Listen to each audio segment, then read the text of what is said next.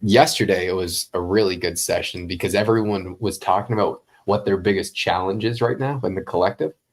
And I, I mean, it's, and then we were just fixing it. We were fixing every single person's biggest challenge. Yeah. So we had like a 4-hour panel or just discussion of walking around with a microphone, and everyone was saying, here's the biggest hurdle that I'm trying to overcome right now. I mean, a lot of it was business, some was personal. And then everyone was just game theories, and I'm like, all right, like, how do we fix this for you? Wait, this was Yesterday just... with the collective. Oh, okay. And so it was actually, I would want to do something like that again.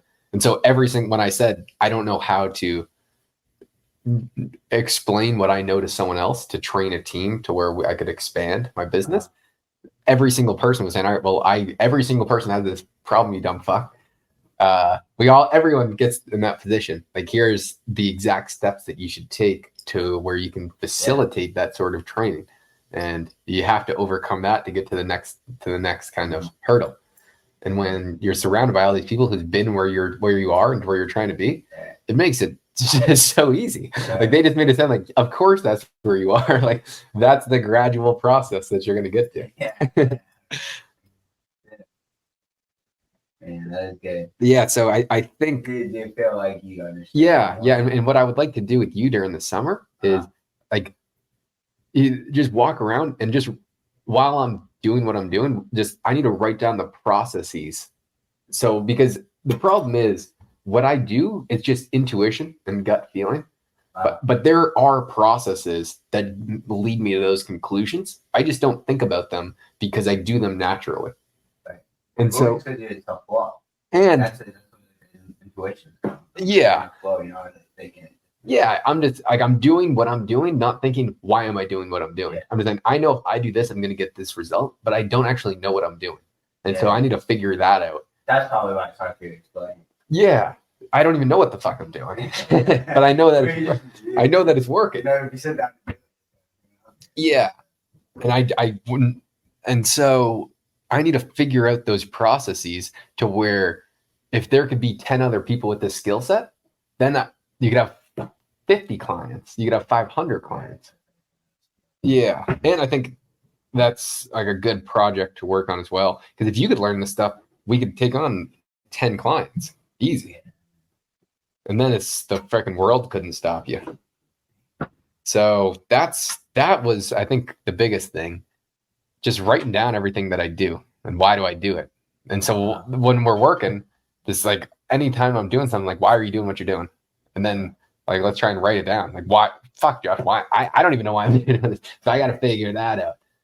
But I think if we come to that conclusion, both of our learning growth would exponentially increase. Instead of that, like, my problem is I'll tell someone how to do something, but they don't realize the 100 other steps that it takes to get to that conclusion. And then I'm frustrated with the results because they didn't get the same result that I would get, where it's not just what I said. And so it's a me problem, not a somebody else problem. So that's what we got to figure out in Colombia.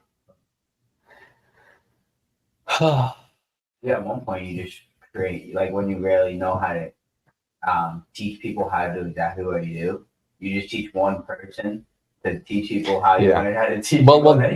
That's what I'm doing. That's why, like, this originally stemmed, one of the guys I met at the last conference I went to, his entire, like, he's a few businesses, but he created a business to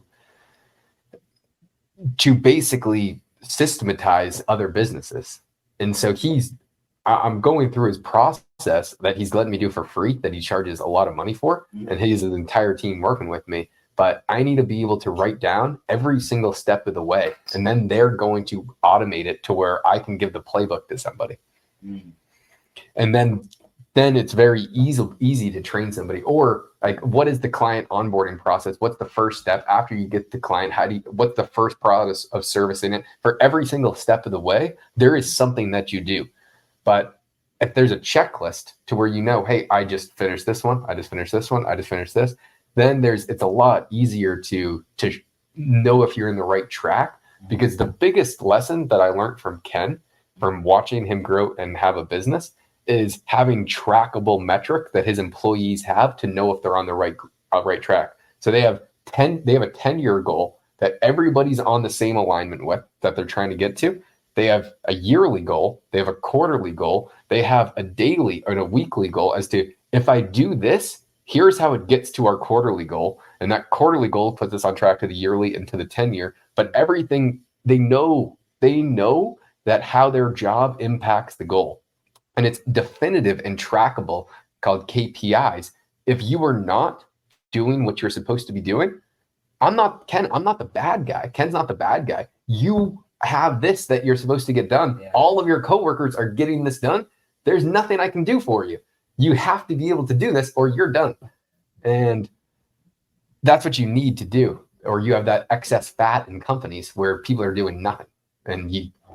So that for me is really interesting, incorporating those kinds of systems, because it's a completely different dynamic than just growing like a single person business. It's a whole, like when you're managing hundreds and hundreds of people like Ken is, that's what it actually takes. And that's fucking insane to think about. It's the hardest thing for you right now.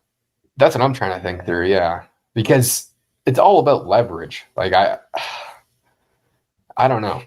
If I want to grow a real company, that's what it will take, which I think I want to. Maybe I'll get there. And George, he realized that he didn't like that. After he got to a few million per year and for his companies, he realized he hated it, because then it turns into like all these things that you have to do to be successful that are not as fun. Whereas I think the funness can come, but you got to get through like a brief period of pause, because Ken is having so much fun. And would I rather be Ken or George? It'd be Ken 10 days out of 10. So that's at least what I'm thinking. It's a freaking like 30-year goal. Not like within the next 5. And it's just hard to not make money when you're surrounded by these people. Like when you're with Ken every single day and all those guys, like it is honestly hard not to think about ways to make more money on a mass scale. And it's easier to say no. Like that was a big tough thing for me, was saying no to, I would say yes to everything, regardless of what it was. But you really have to know when to say no. And that's where, when I'm hanging out with Ken, just the amount of like leverage or asymmetry that he's looking for something, for it to make sense, for it to be worth his time, it is insane. Whereas someone like Luke, who I always yell at, I text Luke a few times a week that he's a freaking idiot, because he doesn't, like, he'll take on $3,000 per month work that takes up 4 hours of his time, when I'm telling him that 4 hours of his time should go to figuring out how he can get a $50,000 per month. Because $3,000 isn't going to change his life, but $50,000 would. And so, Luke, I know if you're watching this, I know you know that's the answer too. And he actually just turned down his first client, which is actually a freaking, that's a good thing to do. Yeah, because it had zero asymmetry. Yeah. And what I would like to do is somehow just extrapolate everything that I know onto like a sheet of paper, and then find a way to train people doing that. That'd be a huge win for me. And I've been writing it down. I think I have quite a few steps of the way, but that would take too long for tonight. But then it would be really good. Like if we could both get really good at this, like that's where the learning curve really goes, when we can bounce ideas off each other, because then it's 2 brains instead of 1. And then it's freaking, then it's hard. It's hard to stop that. Like when me and George are going at it and we're bouncing these ideas off each other, each idea gets exponentially better. Oh, really? I can see how. Yeah. It's just like, oh, like, why don't you change this part of it? Because we both understand what we're saying to such a high degree. Like the dots just start connecting. And so having 2 people, and then if me, you, and George, and then it's just like, well, you didn't think about it this way. And then every single time you add another person who really understands it to the mix, like dinner tonight, the fact that it was all these guys who are the number one in their space at what they're talking about the same subject, the ideas were getting more and more complex by the second, because they all knew what each other was saying, and then they add additional layers to it. And so it was one of, if not the most fascinating dinners ever. And I didn't say a single word. I did not talk at all. I tried to at one point, And then I was like, Josh, shut the fuck up. Well, but they just talked right over me anyway. Is there points where like you can not even follow along? No, I was following along with all of it, but I couldn't explain it as well as them. Mhm. And that's where Mike Green, he's the number one communicator I've ever seen in my entire life. He's better than George. Oh wow. He's a lot. He's better than George, like a lot too. Yeah, I was literally talking about that to those two.